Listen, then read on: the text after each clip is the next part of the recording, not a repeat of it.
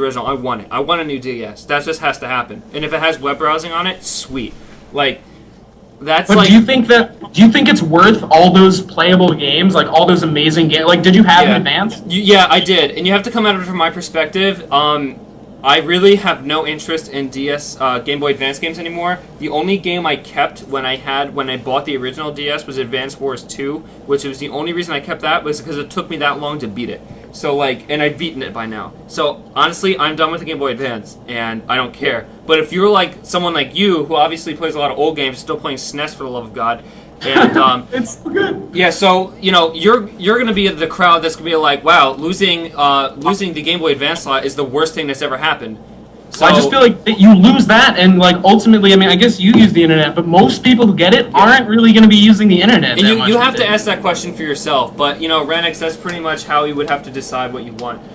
If you're a Game Boy Advance player, you got to get the DS Lite, and you gotta be happy with it. But if you have no interest in the Game Boy Advance at all, wait till the DSi XL goes on sale for whatever, or you get a deal on somebody or eBay, blah blah blah. Wait for that. Buy it on a deal because $190 bad price range as well. I mean, honestly, I feel upset that I bought it at $190. I think that's too much. Yeah, I think it's too much for just DS games and somewhat, you know, medium slow internet. Like, it's not terribly I'd say bad. like a 150 range would have been much more. Yeah, 150. I mean, I would say 120 range is acceptable, honestly, because seriously, and it'll be there eventually. And this is introductory price, but man, that's 190. It's too much. It's way too much. And then plus you're gonna pay tax. Plus you're gonna buy games. You're up into 250 range now. I mean, think of what game consoles you could be buying now. You can be now. I know you're getting pretty close to Xboxes or Xbox Arcade, right? Yeah. So forget that. But let's talk about what they recently announced. 3DS. 3DS. See, I was just about to buy the Nintendo XL, and then I heard about that. I was like, wait, maybe I should hold on. But I actually heard that. I feel like Nintendo. I don't know what they were thinking with their marketing because, like, exactly what you're saying. Like, they're like, all right, so we're gonna have this new system come out. But wait, it's not out yet. We're going to announce the next one. So guess what, guys? Don't buy this system because there's another one. Like, that just sounds so stupid, so ridiculous. I have no idea who thought, like, one day, like, somebody walk into the office at Nintendo and just like, oh, hey, sure, we announced next generation today. I'll be like, oh, that sounds like a great idea. And they all just go along with, like, some random guy. I don't know. I have no idea who in their right mind could have thought of this marketing scheme. So there was definitely a bottle of gin being passed around in the marketing group there. You got to give Nintendo some credit. They're pretty successful. Yeah, they must be good at marketing because they're the most successful video game hardware distributor ever. So I mean, they've done something right, and they've got me to buy the thing they just released. They're selling to kids mostly who just like don't shut up. Yeah, they're not selling to gamers really. I mean, it's good for them and for their profits. They do fine, but for gamers, like I mean, like I said last episode, and I've ranted to Chief about this before. I do not like Nintendo at all right now. I don't like their marketing. I don't like where they're going with the company. I think the DS is actually the good system they have right now. I'm not a fan of the Wii at all, even though I play Smash. I am a huge. I'm watching Twisted right now, and anyway, so the DS has good games. I think it's a great system, but ultimately, I think that they're just trying way too many like iterations of the same thing over and over and over. And I think like this 3DS, I don't know. I'm curious as to how exactly they're going to deliver 3D without glasses. Yeah, that seems really weird. That seems hard. Well, actually, they're saying that they're going to use something called like parallax barriers, I think, or it's parallax something, where like it's like the two screens are on top of each other, and it sort of creates this image with your eyes, where it creates the sort of 3D sort of look. It's gonna hurt. I know that. It's gonna be. I mean, the last time Nintendo tried this was like with the Virtual Boy. Well, yeah, and that failed. It was a complete I love failure. the Virtual Boy. I was like one of the only people that got it for. I still have it. It's in my closet. It still works. Wow. But here's something what I did hear about. Sorry. Go. It's good. What I did hear though is that the 3DS isn't actually like a rehash of the DS. It's like sort of like the transition of how they went from the Game Boy Advance SP That is to the what DS. I'm hearing as well. That's what I heard. Yeah, so yeah, it's like so it's kind of like a new handheld. It's not like a rehash. It's not like the 7 different types of DSs that they released. So that like although it was really stupid that they didn't even release the XL in America when they announced the 3DS, but at the same time, I think they're gonna get a sales for the XL as well as the 3DS because they announced that it's different than the DS.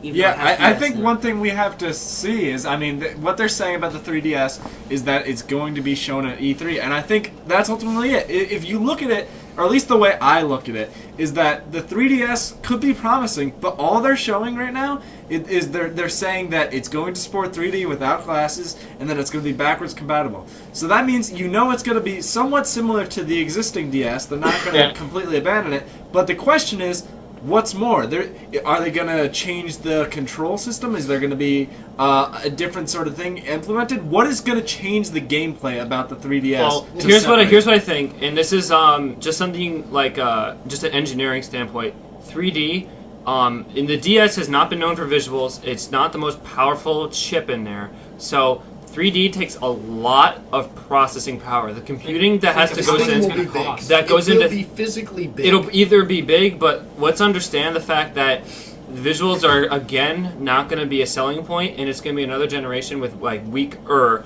visuals. I just want to put that through. It's just saying it's going to be tough because 3D takes a lot of power.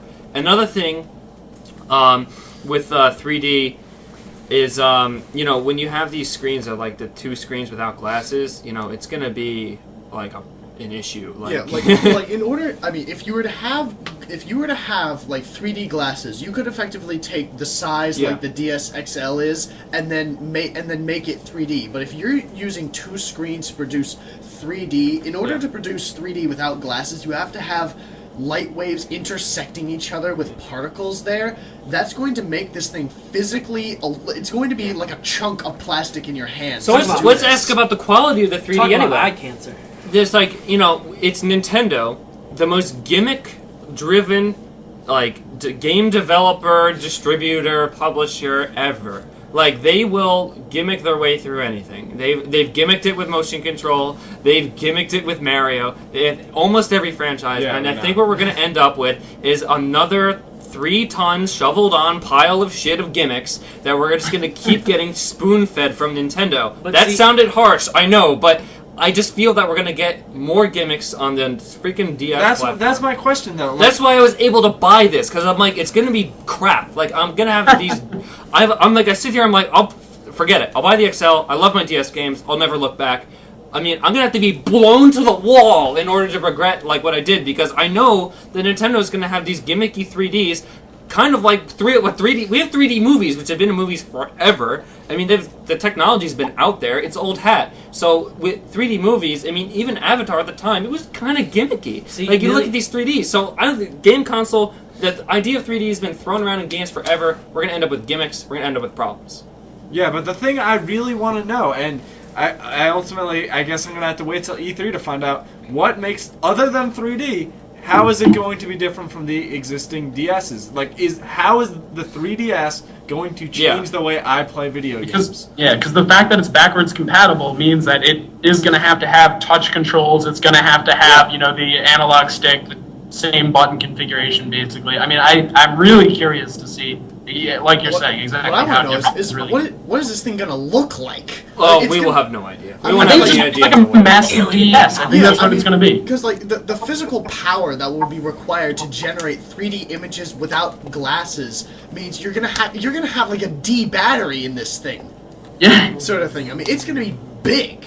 So, you know, of course, now that E3's back, we're again cursed with the wait till E3 statement, so we'll have to grin and luckily bear it's it. only about 2 months away. So but it'll come faster I than kind of we like the little bits of information without E3, because we kind of got sparked out throughout the year. But now we got the big summit coming up, so we'll talk to that. Then potentially followed by massive disappointment. Yeah.